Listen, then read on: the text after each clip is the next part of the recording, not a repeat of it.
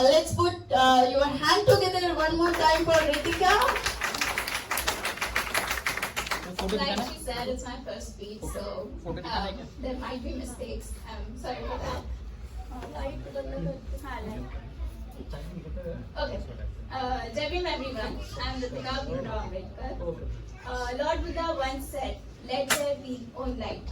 Today, as we remember Baba Ambedkar, we honor a man who became that light for countless others, guiding them from darkness to awakening.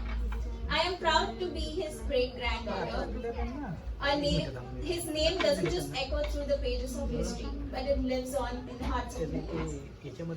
Today, to the world, he was a visionary reformer, jurist, economist, and chief architect of the Indian Constitution. But to me, his family. Home, ever since I was a child, I was told stories about his discipline, his strength, his dedication, and his deep love for learning. He often would study through the night surrounded by books, driven by a mission that was greater than himself. Maaji recalls how even in the rare moments of his of rest, he carried the weight of the entire community on his shoulders. Now that I've mentioned Maaji, it only feels right to speak a little bit more about this person. After the passing of my grandfather, Bhaiya Sahib Yashwantrao Ambedkar, the movement faced a crucial question. Who would take up the reins and carry forward the mission? It was a time of uncertainty. My uncles, aunt, and father were still very young. In that moment of challenge and transition, it was Maaji, Miratai Yashwantrao Ambedkar, who rose with fierce determination and unwavering dedication. She didn't hesitate.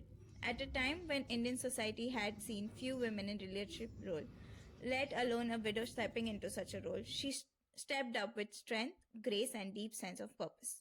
I still remember her relentless schedule, how rarely we saw her at home. She always had a spare backpack ready to go. Often she would return late at night from one tour, only to leave again almost the next day.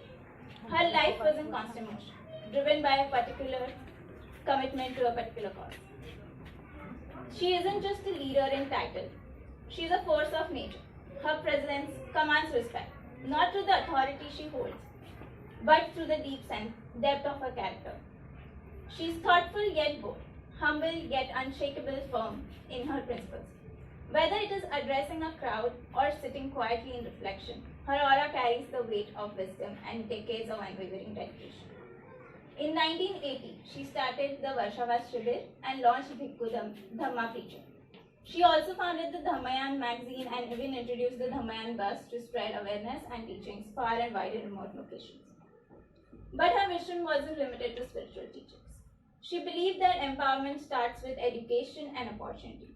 She introduced Dhamma teachings for women and children and formed Bachat Ghats to uplift women economically. In 2001, she founded the Mata Ramai Foundation, opening 2 centers for self-defense and self-employment. These centers trained and educated women about small-scale businesses and self-reliance. Through the Samta Sainik Dal, she empowered women by organizing self-defense workshops and providing the karate training, ensuring they were not only heard, but also prepared to stand strong and protect themselves. Her unwavering dedication became a powerful source of inspiration, drawing more and more women to the movement. They didn't just support the cause, they wanted to be a part of it. This led in creation of the Samta Sainik Women's League. I remember being during her side through many of her tours across Maharashtra and even traveling to Sri Lanka for one of her tours. But one of the most cherished memories that I have is witnessing her start a powerful tradition, organizing a grand procession on 14th April from Rajguru to Chaitanya under the banner of Buddhist Society of India. The atmosphere on that day is unforgettable. As it starts almost late afternoon, the procession comes to life with parades and energetic display of Lathi Khati skills by the Samta Sainik Dal. A beautifully decorated chariot leads the way, carrying the images of Baba Sahib and Lord Buddha.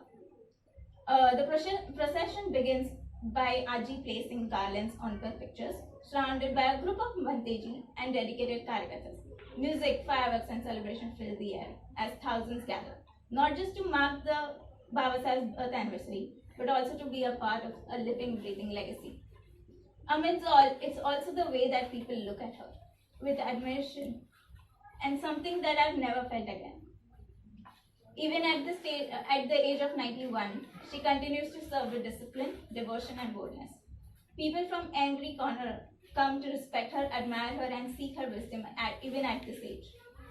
Dr. Babasaheb Ambedkar once said, "I measure the progress of community by the degree of progress which women have achieved." Mirabai is the living embodiment of that. She truly lived up to that statement, proving that through her life, she is not just moving forward, but it is about uplifting others along the way. As Dr. Babasaheb Ambedkar's great-granddaughter, I see his legacy, not as a chapter closed, but as a mission that continues. His life reminds me and all of us that one person with courage and conviction can transform the world. It is my honor and duty to carry forward this mission. And not just as a family member, but as a part of a community he uplifted. That's it. Thank you everyone to listening to me. And these are some pictures of my auntie, Mirabai Ambedkar.